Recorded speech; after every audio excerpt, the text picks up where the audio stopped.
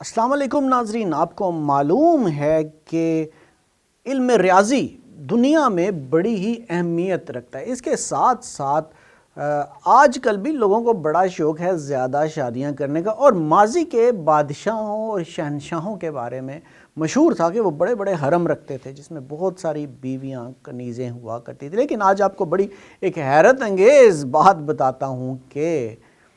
چین میں ریاضی کو زیادہ شادیاں یا بڑا حرم رکھنے کے لیے بھی استعمال کیا جاتا تھا۔ جی ہاں، علم ریاضی کو، لیکن اس کے پیچھے کی حقیقت کیا ہے اور یہ کیسے کیا جاتا تھا، اور ریاضی بڑا حرم رکھنے اور زیادہ شادیوں سے کیا تعلق رکھتی ہے، ہم آج اس پر بھی بات کریں گے، اور علم ریاضی کے حوالے سے کچھ اور اہم اور پراسرار باتیں بھی۔ ناظرین، میں ہوں زید ملک اور آپ دیکھ رہے ہیں پروگرام سراغ رساں۔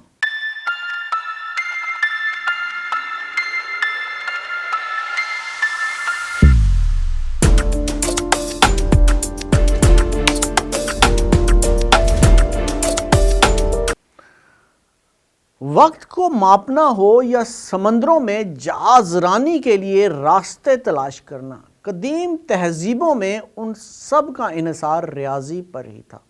انسانی تہذیب میں ریاضی کی ترقی کا قدیم مصر، یونان اور میسوپوٹیما یعنی آج کے عراق میں آغاز ہوا، مگر ان تہذیبوں کے زوال کے بعد ریاضی کی ترقی مغرب میں ہی رک گئی۔ مشرق میں اگرچہ ریاضی کا استعمال اور تحقیق ایک نئی بلندی تک جا پہنچی، قدیم چین میں علم ریاضی ہی اہم کنجی تھی جس کے ذریعے حساب کتاب لگا کر ہزاروں میل پر پھیلی دیوار چین بنائی، اور ریاضی کے اعداد اتنے اہم تھے کہ انہوں نے شاہی دربار کے معاملات کو چلانے میں اہم کردار ادا کیا۔ انہی اعداد و شمار اور ستاروں کی چال کا حساب کتاب نہ صرف بادشاہوں کے فیصلوں پر اثر انداز ہوتا، بلکہ ان کے دن اور رات کے کام کے اوقات کار اور کیلنڈر کا بھی تعین اسی حساب کتاب سے کیا جاتا۔ قدیم شاہی مشیروں نے ایک ایسا نظام ترتیب دیا جس کا مقصد یہ یقینی بنانا تھا کہ شہنشاہ اپنے حرم میں بہت سی خواتین کے ساتھ سو سکیں۔ اس نظام کی بنیاد حساب کے ایک ایسے خیال پر رکھی کی جسے جیومیٹرک پروگریشن کہتے ہیں، یعنی ہندسوں میں کسی ایک بنیادی عدد سے ضرب دے کر اضافے کا سلسلہ۔ اس حساب کے تحت یہ سامنے آیا کہ بادشاہ کو 15 راتوں اور 121 خواتین کے ساتھ سونا تھا، جن کی تقسیم کچھ یوں بنتی تھی، یعنی ایک ملکہ، 3 سینئر ساتھی، 9 بیویاں، 27 کنیزیں، 81 لونڈیاں۔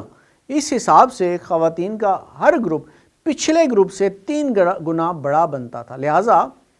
ریاضی دانوں کو یہ یقین بنانا ہوتا تھا کہ 15 راتوں میں بادشاہ ہر عورت کے ساتھ حرم میں ہم بستری کر سکے۔ پہلی رات ملکہ کے لیے مخصوص ہوتی تھی، اگلی رات 3 ساتھی بادشاہ کے حرم میں ہوتی، 9 بیویوں کی باری ان کے بعد آتی، اور ان کے بعد 27 کنیزوں میں سے 9 کو ہر رات کے لیے باری باری چنا جاتا تھا، اور آخری 9 راتوں میں 81 لونڈیوں کی باری آتی جنہیں 9 کے گروہ میں ہر رات بادشاہ کے حرم میں بھیجا جاتا تھا۔ اس کیلنڈر کے حساب و کتاب میں اس بات کو یقینی بنایا جاتا تھا کہ مکمل چاند گرہن کے قریبی وقت میں شاہی درجے کی خواتین کو بادشاہ کے ساتھ حرم میں رکھا جائے، جب پن یعنی عورت کی جنسی قوت اپنے عروج پر ہو، وہ مرد یعنی بادشاہ کی جنسی قوت یعنی یونگ کے برابر ہو سکے۔ حکمران ہونے کی وجہ سے یقینی طور پر انہیں جنسی صلاحیت کی ضرورت ہوتی ہے، لیکن اس کا مقصد واضح تھا کہ سب سے بہتر شاہی وارث حاصل کیا جا سکے۔ بادشاہ کے دربار کا انحصار صرف ریاضی پر ہی نہیں تھا، بلکہ یہ ریاست کے دیگر معاملات چلانے کے لیے مرکزی حیثیت رکھتا تھا۔ قدیم چین کی سلطنت ایک سخت قسم کے آئین کے تحت وسیع سے وسیع تر ہو رہی تھی، جس میں ٹیکسوں کا، اوزان کا، پیمائش اور دولت کے ماپنے کا ایک بڑا نظام تھا۔ چین نے ڈیسیمل سسٹم یعنی 10 کی بنیاد کے اعدادی نظام کو مغرب سے 1000 سال پہلے اپنا لیا تھا، اور ریاضی کے سوالات کو حل کرنے کے ان طریقوں کو استعمال کیا جا رہا تھا جس کو مغرب نے 19ویں صدی کی ابتدا میں اپنایا۔ قدیم روایتی داستانوں کے مطابق چین کے پہلے خود مختار حکمران یلو بادشاہ اور ان کے ساتھیوں نے 2800 قبل مسیح میں ریاضی کا دیوتا تخلیق کیا تھا، اور وہ یقین رکھتے تھے کہ اعداد کائنات پر اثر رکھتے ہیں، اور آج تک عام چینی بھی اعداد و شمار کی پراسرار طاقت پر یقین رکھتے ہیں۔ چین کے اعداد و شمار کے علم میں طاق ہندسے سے مردوں کے لیے، جفت ہندسے سے عورتوں کے لیے استعمال کیے جاتے ہیں۔ 4 کے ہندسے سے ہر صورت میں بچنا ہوتا ہے، اور وہ 8 کا ہندسہ خوش قسمتی کی علامت سمجھا جاتا ہے۔ قدیم چینیوں نے اعداد کے ایک کھیل سدوکو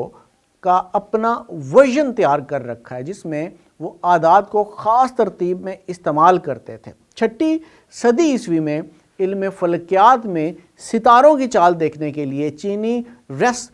تھیوریم کا استعمال کرتے تھے، اور آج بھی اس کے کئی استعمال ہیں۔ انٹرنیٹ کی کرپٹوگرافی یا رمز نویسی کے کوڈز بنانے میں ریاضی کے وہ طریقے استعمال کیے جاتے ہیں جن کی جڑیں چینیوں کی ریسٹ تھیوری میں ہیں۔ ناظرین، اگلے پروگرام میں علم ریاضی کے حوالے سے کچھ اور ایسی باتیں میں آپ کے سامنے لانا چاہوں گا جو آپ کے لیے بڑی حیرت انگیز ہوں گی، کیونکہ علم ریاضی میں بھی بہت سارے اسرار چھپے ہوئے ہیں، لیکن کچھ ایسی باتیں جو آپ کو واقعی ہی حیران کر دیں گی۔ اگلے پروگرام میں اس کا ذکر کروں گا، تب تک کے لیے اللہ حافظ۔